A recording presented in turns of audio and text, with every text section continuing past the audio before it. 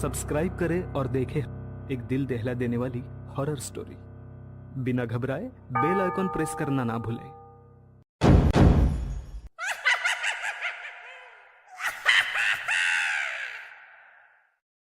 इस कहानी की लेखिका है विनीता मोहता।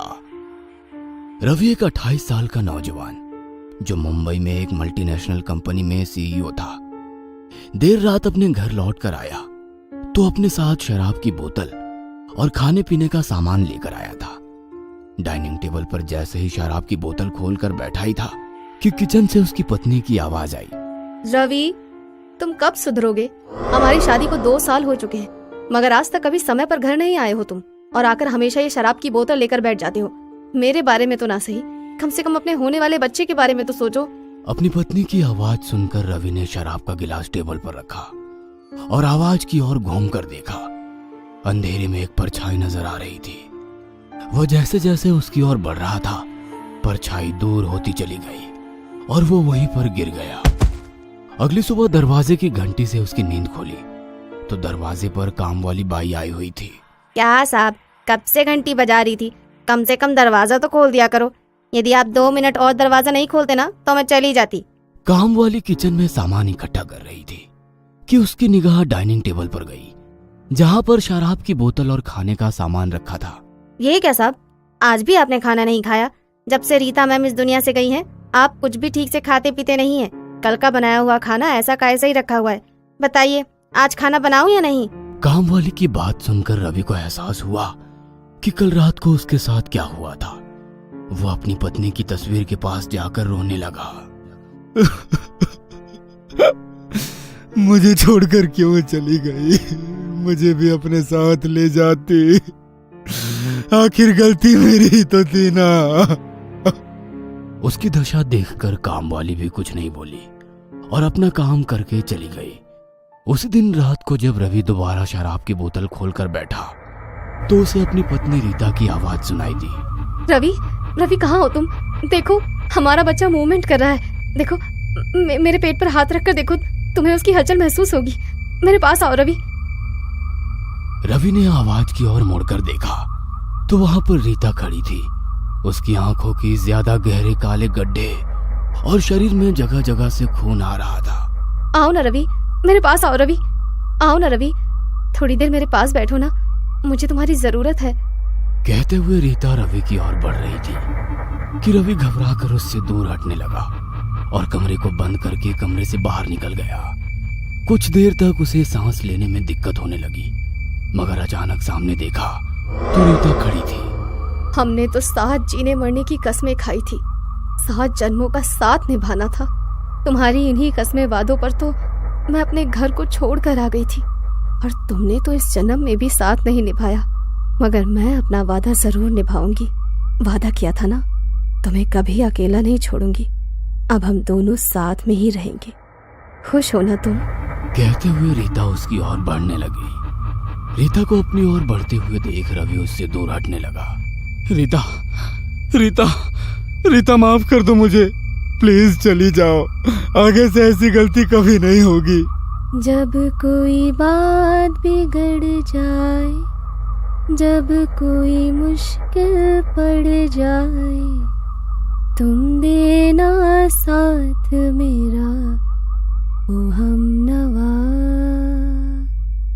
तुम देना साथ मेरा ओ हमनवा।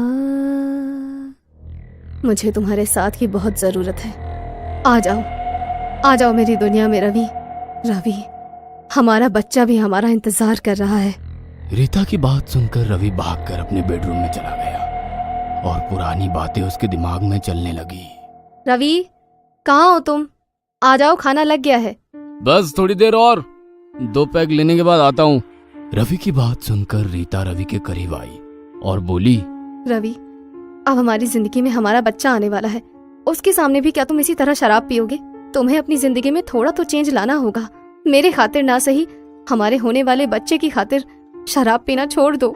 रवि रीता को धक्का देते हुए बोला, जब से तुम्हारे साथ शादी हुई है परेशान हो गया हूँ।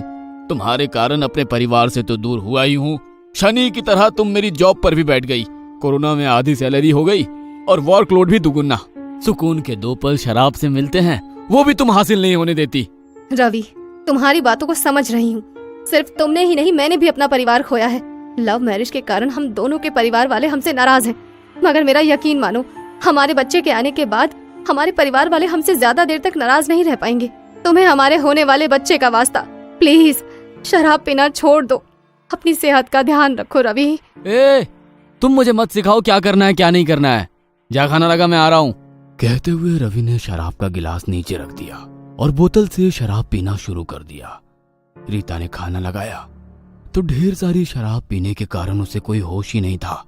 अचानक खाना खाते खाते खाने में कंकड़ आ जाने के कारण रवि और ज्यादा गुस्सा हुआ और उसने गुस्से में आकर तेजी से रीता के ऊपर अपने खाने की थाली फेंक दी। रीता अचानक से संभल नहीं पाई और पेट के बल गिर गई। रीता को इस तरह देख रवि के शराब का नशा एक झटके में उतर गया और उसे अपनी गलती का एहसास हुआ।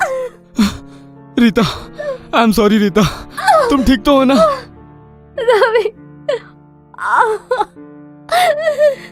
रवि, मुझे कुछ भी हो जाए, हमारे बच्चे को बचा लेना प्लीज रवि, प्लीज। कहते हुए रीता बेहोश हो गई। रवि उसे लेकर हॉस्पिटल पहुंचा। तब तक बहुत देर हो चुकी थी।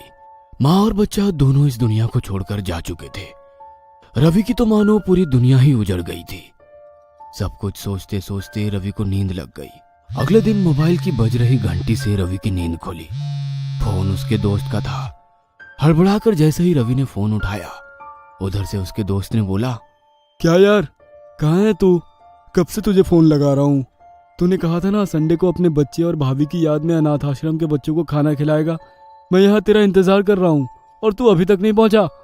बच्चे और पत्नी की बात सुनकर अचानक रवि का चेहरा सफेद हो गया। उसे रात का पूरा मंजर याद आने लगा। उसके आवाज में घबराहट थी। जतिन, किसी कारण से मैं नहीं जा पा रहा। तू पहुंच गया तो तू वहां पर बच्चों को खाना खिला दे, हम दोनों फिर कभी चलेंगे। कहकर रवि खामोश हो गया। उसे खामोश देखकर दोस्त ने दोबारा पूछा, क्या हुआ रवि, कोई परेशानी है क्या? जतिन, वो रीता। हाँ, भाभी का क्या? जतिन की बात सुनकर रवि होश में आया। उसे लगा कि कहीं इसे कुछ बताया तो ये मुझे कुछ और ना कहने लगे। इस डर से वो खामोश हो गया और उसने फोन कट कर दिया। कल रात के बाद से रवि बहुत डर गया था। अब उसे हर जगह अपनी पत्नी के होने का एहसास हो रहा था। कभी अचानक लगता कि उसके पीछे से कोई साया निकल गया या उसे रीता की आवाजें सुनाई देती। रवि, ऑफिस से आ गए तुम? तुम्हारे लिए ग्रीन टी तैयार है। रवि पलटकर उस आवाज की ओर देखने लगा। तभी दूसरी ओर से रीता अपने भयानक रूप में उसकी ओर बढ़ने लगी। अरे नहीं, मैं तो भूल गई, तुम ग्रीन टी नहीं पियोगे।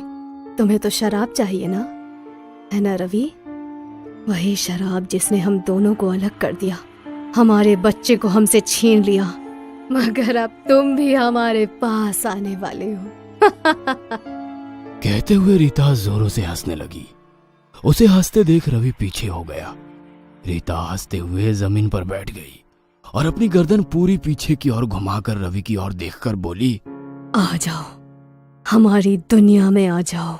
कहकर रीता वहां से गायब हो गई। रवि पागलों की तरह उसे पूरे घर में ढूंढ रहा था। हार कर रवि डाइनिंग टेबल पर आकर बैठा तो वहां पर कल रात की बची हुई शराब की बोतल रखी हुई थी। उसने पहले तो उसे पीने के लिए उसका ढक्कन खोला, मगर फिर अचानक उसे रीता की याद आई और उसने वो बोतल फेंक दी। सामने कुछ फ्रूट्स और स्नैक्स रखे थे। उन्हें खाकर रवि ने अपनी भूख मिटाई और घर का ताला लगाकर चल गया। काफी देर तक घर के बाहर अकेले ही घूमता रहा। देर रात होने के बाद उसके फोन पर रीता का फोन आया। हेलो रवि, कहाँ हो तुम? कब से तुम्हारा इंतजार कर रही हूँ। देखो, हमारा बच्चा और मैं, हम दोनों घर पर अकेले खेल रहे हैं। मुझे डर लग रहा है, प्लीज जल्दी घर आ जाओ ना।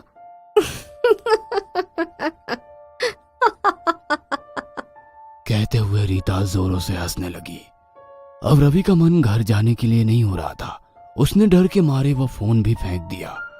तभी उसके कानों में रीता की आवाज आई, जब कोई बात बिगड़ जाए, जब कोई मुश्किल पड़ जाए, तुम देना साथ मेरा ओ हमनवा,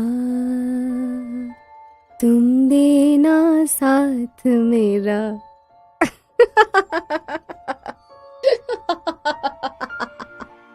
अचानक मौसम खराब हो गया। जोरों से बिजली कड़क रही थी। बिन मौसम आंधी और तूफान आने लगा। खराब मौसम उसके मन में और भय पैदा कर रहा था।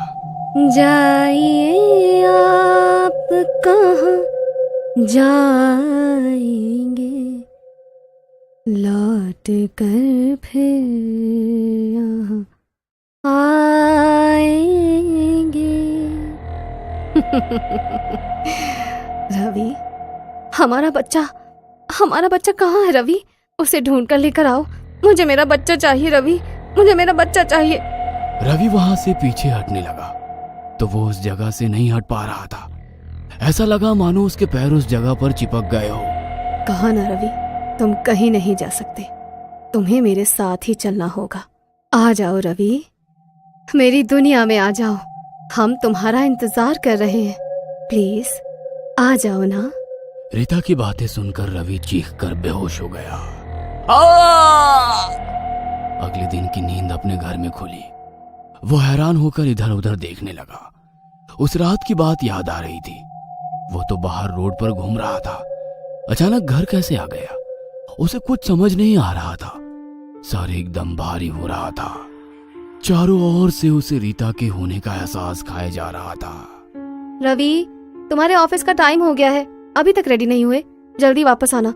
मुझे अकेले डर लगता है, पता है ना तुम्हें। हमारा बच्चा भी डर जाता है। रीता प्लीज चली जाओ यहाँ से, मैं तुम्हारा गुनहगार हूँ।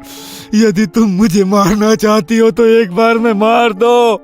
इस तरह तड़पा तड़पा कर क्यों मारना चाहती हो? इतनी सी तकलीफ से डर गए? सोचो, मैंने और मेरे बच्चे ने उस समय कितनी तकलीफ सहन की होगी। शराब के नशे में तुमने मुझे धक्का दे दिया। मेरा बच्चा तो इस दुनिया में आने के पहले ही चला गया। एक माँ को उसके बच्चे से दूर करके तुमने अच्छा नहीं किया। उसकी सजा तो तुम्हें मिलेगी। प्लीज मुझे माफ कर दो। माफी? और तुम्हें तो मेरे साथ ही चलना होगा। आ जाओ मेरे साथ, आ जाओ रवि, मेरे साथ चलो। अगले दिन न्यूज़पेपर में हेडलाइन थी कि अकेले रह रहे मल्टीनेशनल कंपनी के सीईओ की काम की अधिकता के कारण हार्ट अटैक से मौत।